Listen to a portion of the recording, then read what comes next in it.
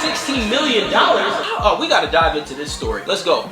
Hey, what's up, y'all? Welcome back to Wealth Beyond the Badge TV, YouTube's #1 platform dedicated to helping first responders, working class families, business owners, and everyday Americans just like yourself build real financial independence. Now, if you don't know me, my name is Kyle Church. I'm a former police officer from the great city of San Francisco, turned financial educator and risk management professional. And here at Wealth Beyond the Badge Media, our mission is very simple: to help create over 1 million financially independent families. Because I believe work should eventually be a choice and not an obligation. Now today I came across a headline that stopped me in my tracks, y'all, because I couldn't believe it. It involved former NBA champion Trevor Ariza. Now, according to public records surrounding an ongoing divorce and support case, Ariza apparently earned over $116 million during his NBA career. And now he's reportedly receiving around $6,000 a month in current income from that present work.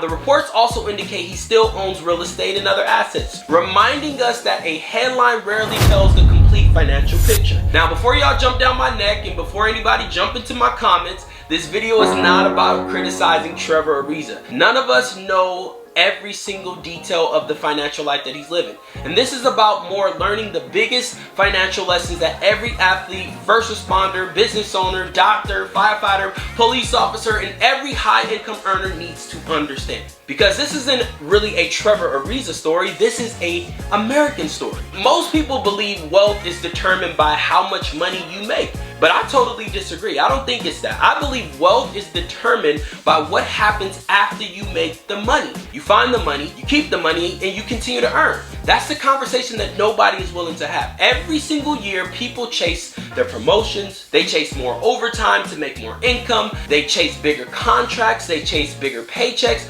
but very few people stop and ask themselves a much more important question. What happens when the paycheck actually stops? Because eventually it does. For most professional athletes, the average career is measured in years and not decades. So for first responders, there may come a day when the badge has to come off. Or if you're a business owner, you decide that you may want to step away from the business or leave it to your children one day. Or in terms of an employee, retirement eventually arrives, whether it be sooner rather than later. The income that built your lifestyle will not last you forever. And that's why I say retirement doesn't really begin at age 65 like most people think.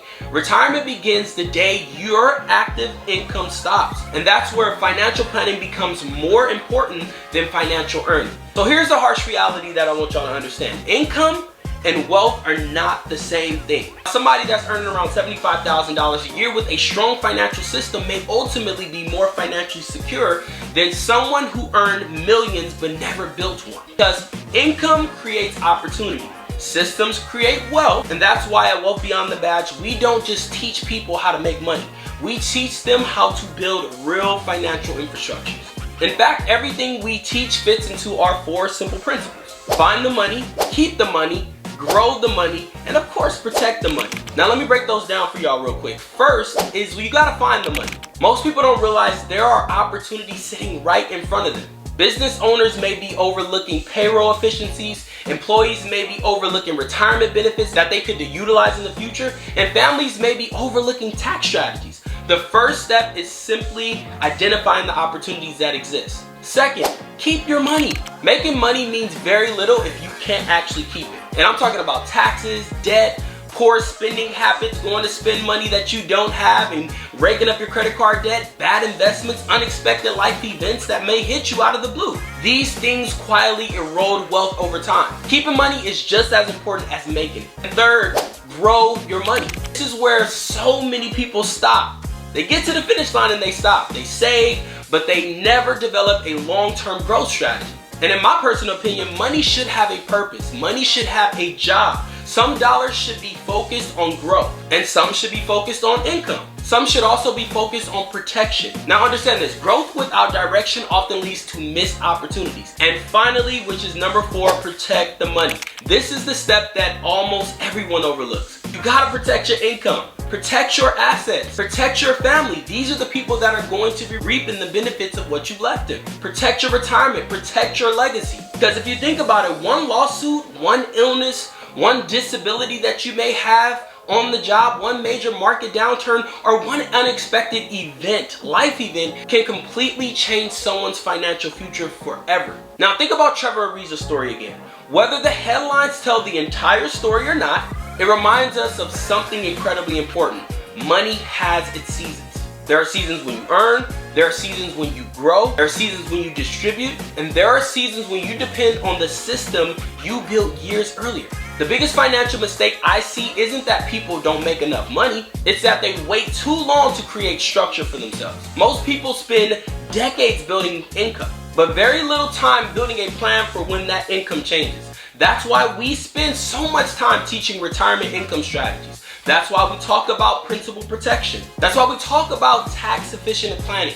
And that's also why we talk about creating predictable income for you and your family. Because eventually every one of us reaches the point where we stop asking, how much can I actually earn? And start asking, will what I've built take care of me truly? Those are two completely different questions. And if you're fortunate enough to be making great money one day, don't assume that income alone is your retirement plan. And if you're a business owner, build systems that continue working when you're not. If you're a first responder, don't just let your pension be your only strategy. Diversify yourself. And if you're an athlete, understand your highest earning years may also be your most important planning years. And of course, if you're a working family, know that you don't need millions of dollars to build real wealth. You need a simple system, because wealth isn't measured by your highest paycheck. It's measured by how long your money continues working after you stop. That's why I challenge every person watching this video to stop asking how much money can I make and start asking how can I build a financial system that outlives my paycheck. Because that's where real freedom begins. And if this video challenged the way you think about money, share it with someone who needs to hear it. That's what I want you to do. Understand this, one conversation, one lesson, one better financial decision can change an entire family future. So remember these principles. Find money, keep money, grow money, and protect your money. That's what I like to call the Wealth Beyond the Bash Media Wealth Framework. And that's how legacies are built. It's always a good time to get wealthy, y'all. Do great, be great, and I'll see y'all on the next one. Peace.